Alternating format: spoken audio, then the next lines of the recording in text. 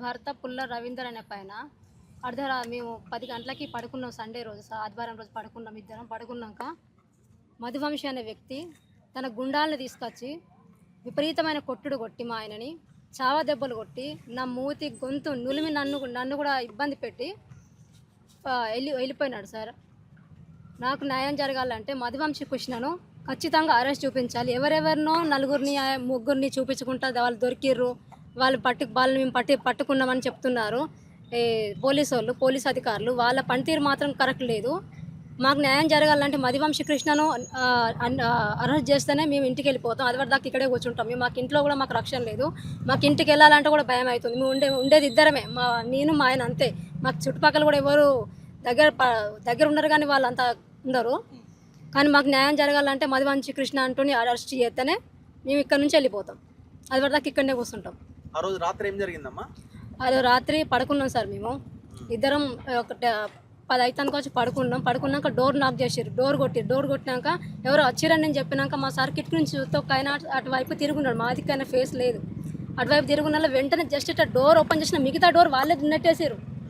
మిగతా door just ఇట్లా గొల్లెం చేసిన వెంటనే మిగతా డోర్ వాళ్ళే నెట్టేసి వెంటనే విపరీతమైన దాడి, కొట్టుడు గుద్దుడు, ఏడిపడితే మొత్తం మెడలని ఇరిసేసుడు.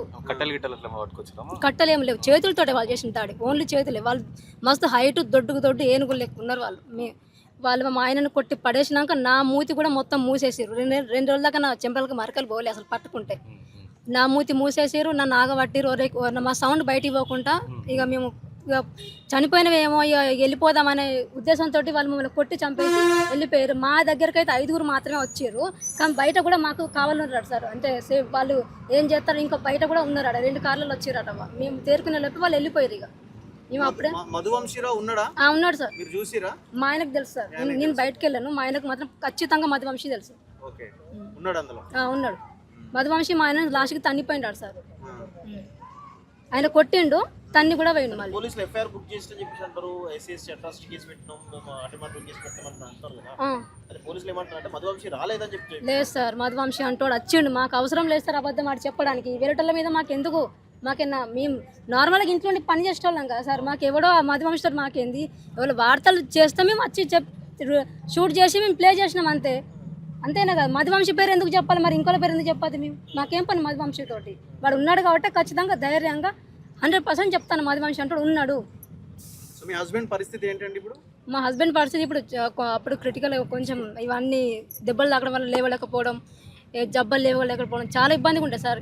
ఇప్పుడు 2 రోజుల నుంచి ఇంకా ప్రైవేట్ హాస్పిటల్ తీసుకుపోయి చూపించాలి ఆయన. ఎందుకు ఎవరు పట్టించుకుంటలేరా ట్రీట్మెంట్ విషయంలో? ఎమ్మెల్యే వచ్చిపోయిండేమో కదా.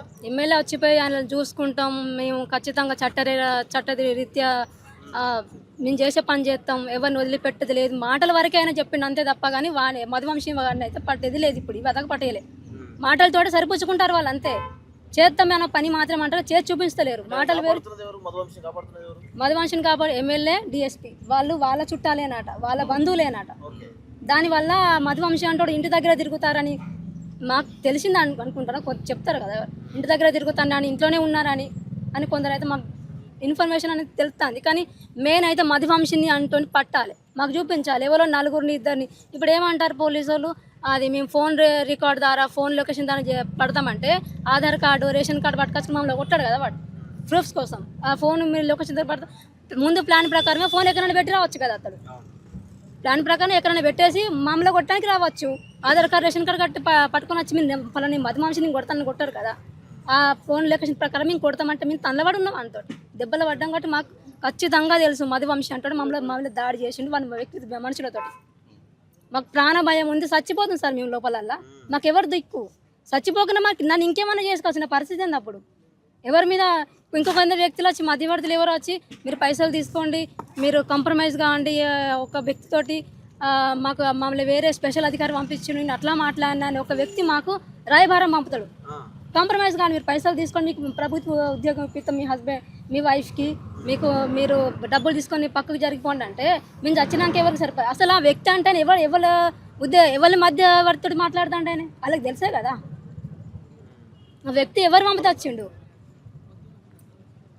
మధువంశి నెంబరు పనిచేస్తుందా మరి?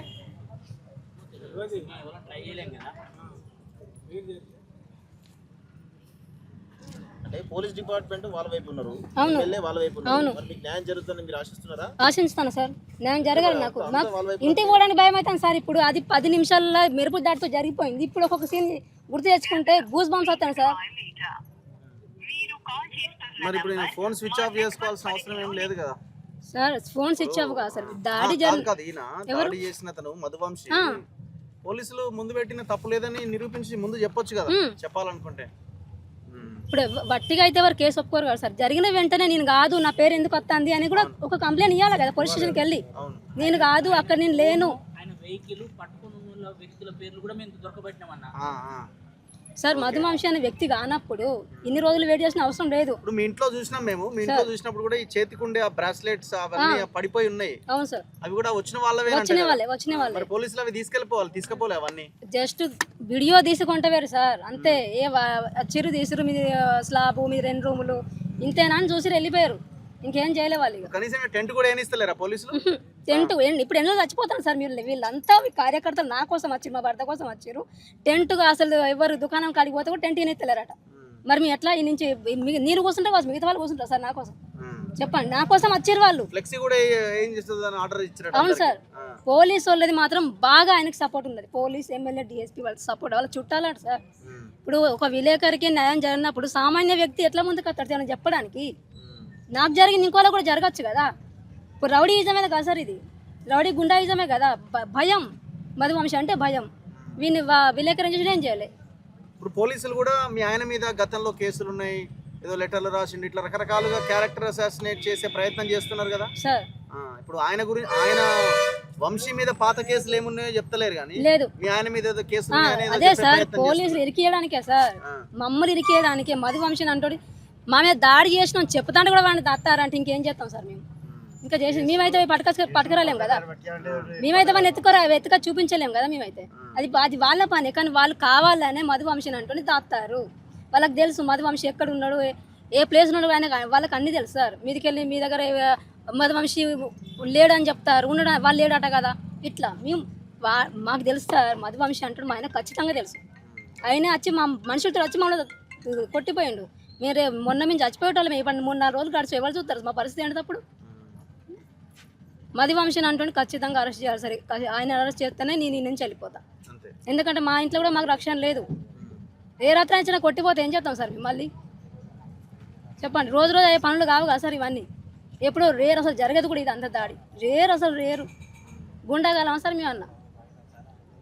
సో మీరు వాళ్ళని ఎదిరించే ప్రయత్నం చేసిరా ఆ దాడిలో? సార్ మొత్తం మూతి ముక్కు గొంతు పట్టేది. ఆ సిచ్యువేషన్ ఏం అర్థం కాలేదు సార్. అసలు ఏం జరుగుతుంది కూడా మూతి మూసిరు సార్. మొత్తం కదలకుండా మా ఆయనను కొట్టుకుంటూనే ఉన్నారు. ఇక కొట్టుకుంటా పోయేటప్పుడు మొత్తం అన్ని ఫర్నిచర్ అంతా అదే టీవీ అన్ని పలగొట్టి వెళ్ళిపోయారు. ఇక ఒకటేసారి రారా అని ఎక్కిరు, కార్లు ఎక్కి వెళ్ళిపోయారు.